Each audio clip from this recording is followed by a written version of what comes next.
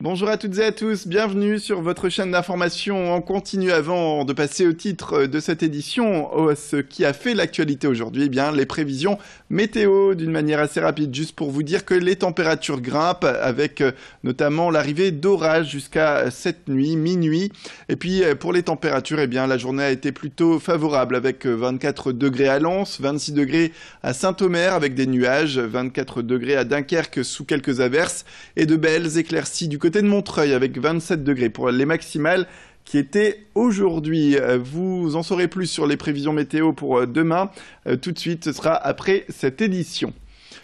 Les titres de l'actualité et les vacances d'été qui démarrent ou presque. Vous êtes nombreux à vous préparer à prendre la route pour ces vacances, mais il faut encore vérifier sa voiture pour ceux qui traversent la France en automobile pour prendre la route en toute sécurité. Eh bien, il y a plusieurs points à vérifier.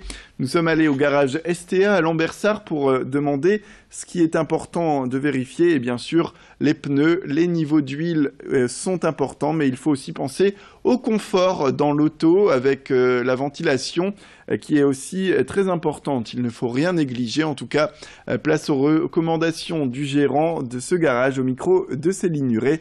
Elle a pu le rencontrer ce matin.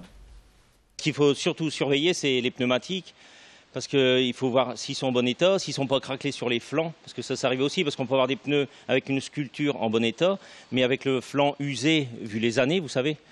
Il y a ça, la pression, bien sûr, l'état général des pneumatiques, parce qu'en cas d'échauffement sur longue route, c'est un risque d'éclatement. Et qui dit éclatement, ça peut faire virer de la chaussée et puis avoir un accident, quoi. Donc, toujours sur le même sujet, le rush des départs en vacances, on parle bien sûr des comportements dangereux sur les routes, notamment l'insouciance par rapport à la vitesse ou la fatigue pour ceux qui veulent arriver trop vite jusqu'à leur destination.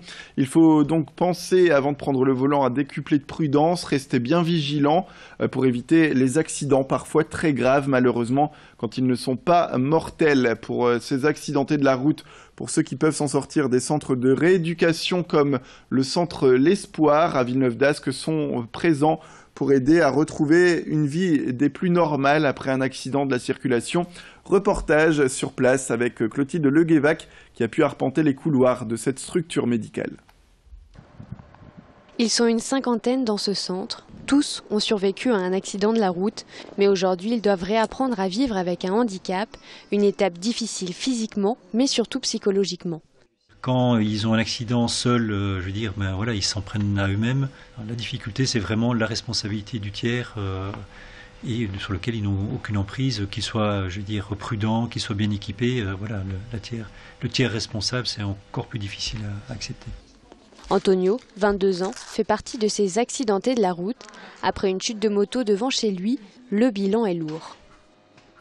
J'ai plongé la tête la première dans une voiture, ça m'a coûté 5 vertèbres.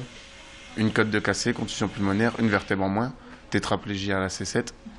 Donc si j'aurais pas eu le casque, je serais mort sur le coup. Essaye de ne pas fléchir sur ton genou, mais vraiment d'être en position de marche. Les exercices de rééducation font désormais partie de son quotidien.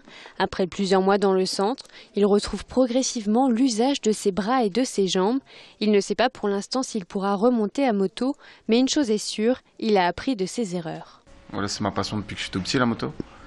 Après, si un jour je pourrais remonter dessus, pourquoi pas. Mais je serais plus prudent. Je ferais plus attention, je mettrais plus de protection. Parce que là, j'ai fait mon accident, j'étais en t-shirt, donc je ferai attention, puis on verra. Malgré les nombreuses campagnes de prévention, la route constitue toujours la première cause de mortalité chez les jeunes.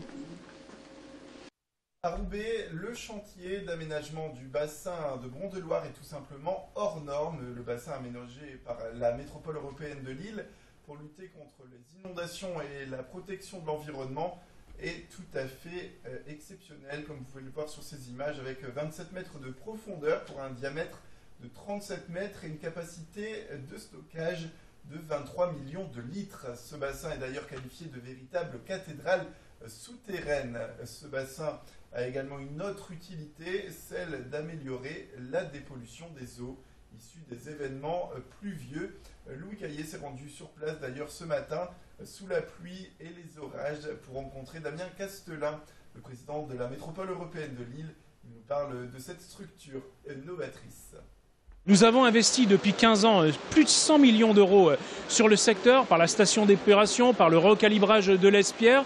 Et il nous fallait ces bassins de stockage pour permettre effectivement d'éviter que les habitants soient inondés. Vous savez qu'ici, on a aussi développé une politique de portes étanches sur certaines maisons, là où ils sont de plus en plus inondés. Mais nous développons aussi ce que l'on appelle le préventif, l'infiltration à la parcelle, des toitures végétales, etc.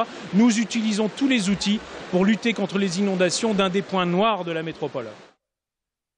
Depuis 2005, la société Transdev s'est lancée dans le transport autonome. Elle a commencé par développer des navettes sans chauffeur aux Pays-Bas, à Rotterdam. Et aujourd'hui, eh bien, on retrouve ces petits bus rouges, vous le voyez sur ces images, dans le monde entier. Et grâce à 6 capteurs, 4 dans les coins, 1 à l'avant, 1 à l'arrière, la navette peut alors se repérer dans son environnement et le véhicule peut se déplacer sur un trajet enregistré avec l'aide d'un GPS présent sur le toit.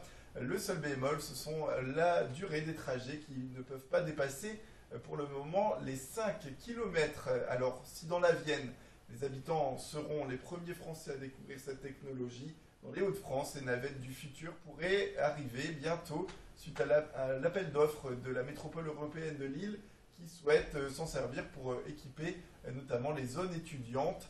Alexis Tessier est allé en tout cas rencontrer les responsables de la société Transdev pour faire un point avec eux sur ces bus sans chauffeur.